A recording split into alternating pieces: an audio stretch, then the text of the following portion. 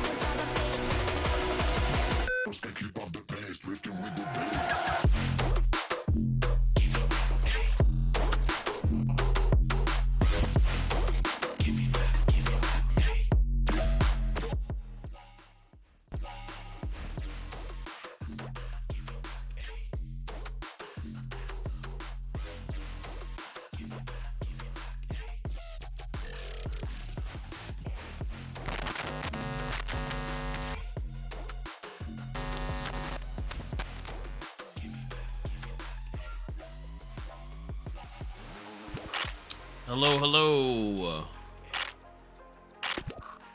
We'll turn it down a little bit there. How are we doing tonight? Hope everyone's doing well. Yeah, just kind of checking our levels and stuff here, seeing how we're doing. Yeah, so this is Kurt here. I'll be your host for this video. Turn that down a little bit more there. It's a little bit loud, a little bit amped up, which is good. Yeah, so Kurt here with Address the Source. Hope you guys are doing well tonight. Talking about resentments and forgiveness tonight. It's a good topic. And like I mentioned in previous videos here too, like I don't have time with work and other things to spend a lot of time doing many takes, to doing a lot of edits.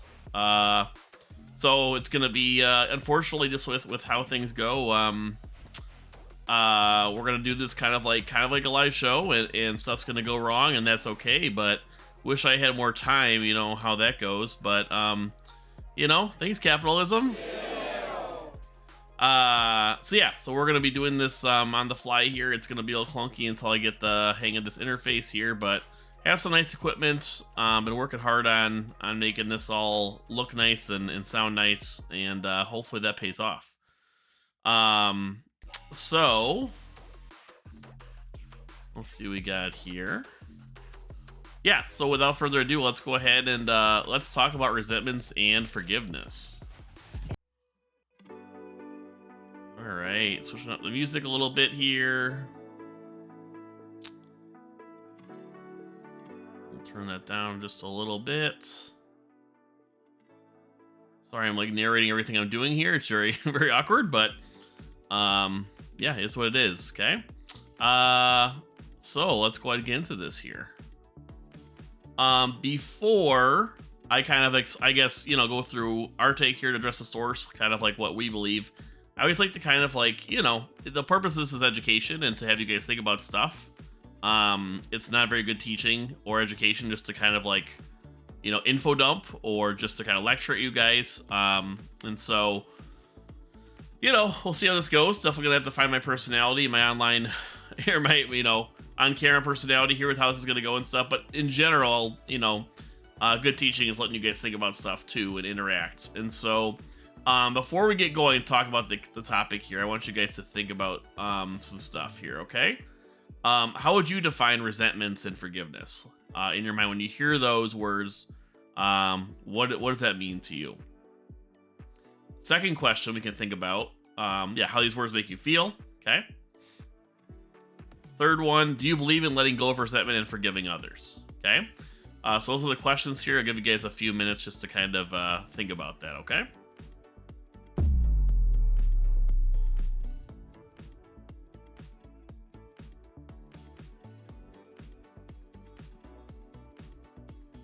All right, welcome back. So yeah, so resentments, forgiveness. I guess we didn't really let's see, define and view a relationship. Um those words are, I feel like we use a lot: resentment, forgiveness, grudges, grace, things like that. Um from what I could see from my like research, just like, definitions are descriptive, not prescriptive. They're like how people use them, not necessarily how they ought to be used. Um Oh, from what I could tell, so grudges are kind of they're perceived in a negative way, first of all. There's a negative connotation to grudges and resentments. It seems like grudges are more short term, I guess, from some like kind of like maybe one or two like unresolved kind of conflicts. And resentment's going to be kind of a long brewing thing. Maybe with the reverse. I'm kind of doing this on the fly here too. I could have mixed those two up. But they have the same kind of feeling that they're negative. It's like kind of a simmering kind of resentment, a bitterness, often without resolution. And also it feels like what people seem to have a problem with is that they're kind of like, oh, you're focusing on the other person should be apologizing or something. So there's that, I guess, with grudges and resentment. And so forgiveness and grace. Forgiveness is pretty, if you forgive somebody, you are letting go of the bad feelings. You're accepting, what happened, and accepting that they're, at least to me, accepting they're not going to do it again. That doesn't seem to be the case with everybody. Especially with the term of grace. Grace is basically undeserved forgiveness. We talk about, in Christianity, there's like the grace of God. It's like we didn't deserve it, but He forgave us anyway. Things like that. It's not a Christian video by any means. I'm just saying, like, that's where it's commonly used, I guess. And so, not like a little bit clunky because I'm doing this kind of on the fly here from what I know. But to me, the first problem with like the idea of first of all, I guess my stance is I don't think grudges and resentments are a bad thing. And the first, I guess, claim why is because of the focus. When there's a grudge or resentment, often it's because there was a conflict, there was a harm that was done. There can be different perspectives about what happened and who's at fault, who's at more fault, things like that. But there's something that happened, and what seems to be we have a very permissive culture when it comes to harm. We've spent other videos talking about, what harm is, how it can be applied, things like that. And if you do a lot of like look around, like all the ways that we can harm people and all the ways that people can like just kind of get away with being harmful, both in like different like communities or like just in your day-to-day life, there's a lot. And the reason why I think the reason why I think grudges and resentments are okay is because usually when there's a grudge or resentment, it's because there's unresolved harm or trauma, and that means the person who the abuser, the transgressor, whoever it didn't do enough repair or go out of their way to apologize or stuff to have that go away. They could have also like repeated the transgression, I guess, like that. And so for me, I guess the reason why I think that, I think grudges and resentments are, there obviously are irrational grudges or resentments, but the reason why they're important is because it's that feeling, it keeps us safe. If we're harmed, it's like we shouldn't relax. We shouldn't, like that. I forgive you. It puts us in harm's way with people who are causing abuse, transgressing, causing harm. And so I guess the first reason I think that it's just kind of a weird problem I have with where I don't think grudges and resentments are a bad thing is because the focus in our society feels to be like it's on the victim to both be harmed and also like forgive the person instead of putting any kind of pressure, like hardly any kind of pressure on the person who actually did that. There's no accountability. People can just kind of like, I've had entire relationships of friendships who definitely like, hey, this is hard. I want to talk about it. And I got a one letter, K. And then just like I said, I don't want to be friends anymore if you're not going to do that. They one letter back, K. Like it was not worth the conflict, and that's pervasive. And so I think that we have a big problem with the permissiveness aspect of this. When you feel a resentment or a it's hard to hold someone accountable when you're not like kind of amped up or angry, and when you give in to forgiveness, it's kind of like you relax, and when you're relaxed, you can't protect yourself. So that's kind of one reason why I guess I think is important to talk about that. We talked about this here just a little bit ago. It places almost all focus and labor on the victim. Not only do they have to be harmed and deal with the trauma of that, but most people are just saying, "Oh, you're not gonna change them. They're, you just gotta forgive them. It's for your own sake." Blah blah blah. So they were not only harmed, but then they have to deal with the trauma of letting that person, get away with it, maybe causing more harm to other people, and it's just a very very weird. It's like double the labor and harm that they're dealing with, and it's it's cathartic when people who cause harm are stopped or don't do it again or are called out for it. I think we're conditioned to avoid that, but I don't think that's the case. What else do we have here? Last one we have, so that's what we talked about. It stigmatizes activating emotions and acknowledgement of harm. So those emotions that keep us safe, like anger, kind of fear, kind of like, just like kind of like if you think about like, like rage and anger and stuff, you're like this. You're ready to defend yourself from you're on edge, you're alert, your amygdala's, the adrenaline's going. If we encourage people to like forgive when they're not supposed to, it really does just, it opens them up to other potential harm in the future. And I think that's a mistake. And it's just a very strange thing. I don't know that it's possible to hold someone accountable or to push back or defend yourself or fight back when we're in that state of acquiescence and that pacifying kind of like very, it's just a very strange thing, and it puts us in a bad spot. All right, more claims here. What else we got? So who benefits most from forgiveness? I have a big problem with this too. What I think the people who benefit most from forgiveness are abusers and transgressors. I don't think the victim benefits from having to be harmed and then also have to deal with forgiving them for their sake. They can't even. In many groups, I try to have open conflict about like, hey, that was really that wasn't fair, reasonable. I want you to fix this, and the whole group's like, nope, that's not okay. And be very wary of groups where, if you think about like someone punching someone and then someone like yelling, be very wary of when the punch and the yell are treated the same in conflicts.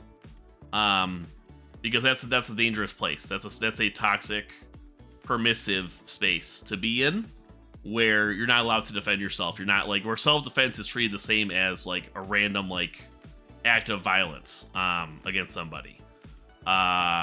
That's not okay. And so I don't know. People talk about forgiving someone like, oh, my so-and-so from years ago, I don't even see him in a long time. It's like, oh, you forgive them for yourself, just like write a letter and things like that. So you don't even have to talk to you don't even have to talk to the transgressor. No one has to talk to them. It's just like, it's a thing where it's just like, oh, I just do it by myself alone. And then they're out there just like just punching everywhere. Like there's no interaction with the transgressor. Like how can that not just benefits abusive people in abusive structures and abusive organizations? That's just like, it's very silly. It's a silly thing to be like, oh, the victim benefits most from forgiving. It's like, I don't think so. I think you are conditioning them, and I think you are conditioning them to be good victims. And we don't want good victims. We want scared abusers. We want people to be afraid to transgress against harmless people. And this doesn't do it. It doesn't do it. And see lots of videos of people like doing pretty awful, heinous things, and then like the community like circling up around them and, oh, we forgive you, and all these things. It's like, no. Absolutely not. Um, it's awful. It's not okay. So I would really, besides the thought terminating cliches and the platitudes of, oh, it's for you, it'll help you, really think maybe it does. Maybe you believe it does. Maybe there's a placebo effect. I don't think it's, I mean, I think there actually is like some data around this, but I can get into that more later. But why that, I think that's kind of a silly stance to take too. The goal can't just be for individual people to be okay with things. The goal also has to be to reduce harm and create safe spaces. And there would be no need for the victim to have to forgive somebody who didn't cause harm in the first place. So maybe it helped. Maybe there, you know, there are probably some psychological effects and papers, things that help with that. But it's a after the fact solution that needn't exist if we just create safe spaces for people.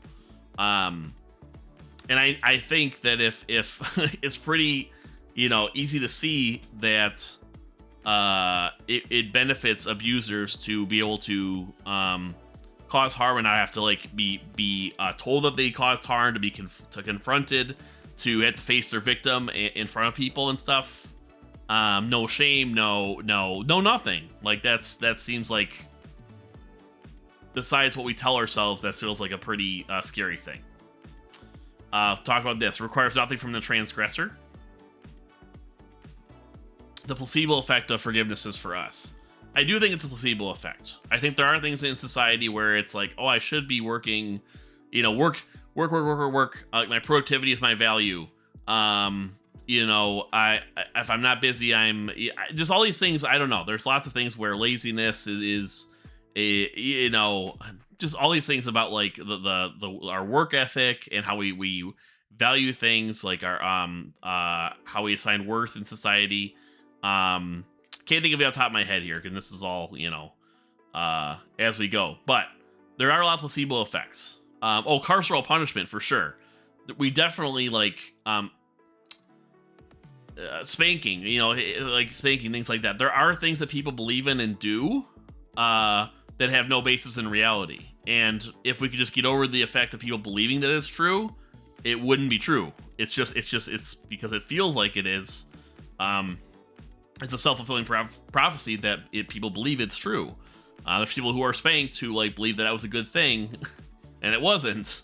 They're like, well, I turned out okay, and it's like you don't know the other effect of not being spanked, and it perpetuates. And so things like that, I guess. The carceral, you know, the focus so much on punishing people instead of giving people what they need to survive, and that's so they don't have to act out in ways that are perceived as antisocial or illegal. It's short-sighted. And so the placebo effect of it, forgiveness is for us. I've heard that. I reject it. I think that